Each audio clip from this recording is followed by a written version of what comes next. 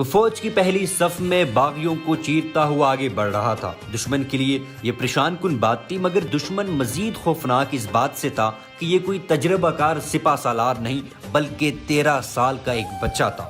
جی ہاں، ہم بات کر رہے ہیں ان کی جو صرف جنگجو ہی نہیں بلکہ اپنی زبان کے عظیم شاعر بھی تھے، جنہوں نے 45,000 سے زائد نظمیں اور 200 سے زائد کتابیں تحریر کی، جو افغانستان کے قومی شاعر بھی ہے۔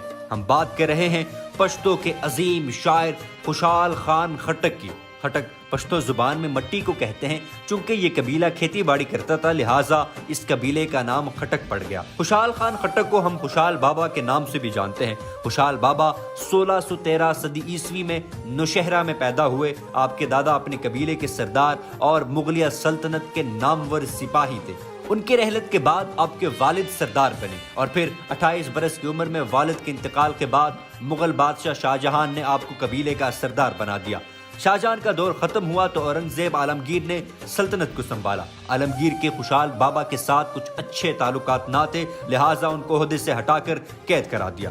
خوشحال بابا جب رہا ہوئے تو وہ اس سلطنت کے باغی بن چکے تھے۔ انہوں نے مغلوں سے علیحدگی کا اعلان کر دیا۔ مغلوں کو جب اپنی غلطی پر ندامت ہوئی تو انہوں نے خوشحال بابا کو وہی عہدہ دوبارہ دینے کی پیشکش کی، لیکن خوشحال بابا نے وہ تاریخی جملہ بولا جس نے انہیں ہمیشہ کے لیے امر کر دیا۔ آپ نے فرمایا کہ میں نے آپ کے مقصد کے حصول کے لیے اور سلطنت کو وسیع کرنے کے لیے اپنے ہی پشتونوں کا خون بہایا، لیکن میری یہ خدمت بھی مجھے مغل نہ بنا سکی۔ اس کے بعد آپ دریا خان افریدی کے قبیلے سے جا ملے اور پشتونوں کو ایک پلیٹ فارم پر اکٹھا کیا، اور پھر وہ معرکہ ہوا جسے پوری دنیا نے دیکھا۔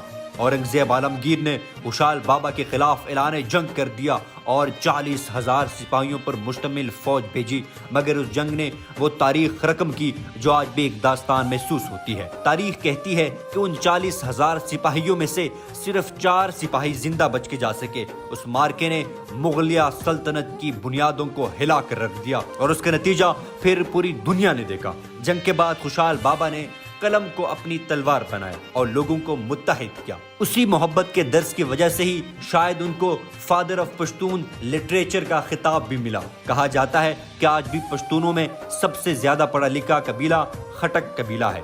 خوشحال بابا 1699 میں خالق حقیقی سے جا ملے۔ ان کا مزار بھی نوشہرہ ہی میں ہے، جہاں لاکھوں مداح آج بھی ان کی یاد میں دیے جلاتے ہیں۔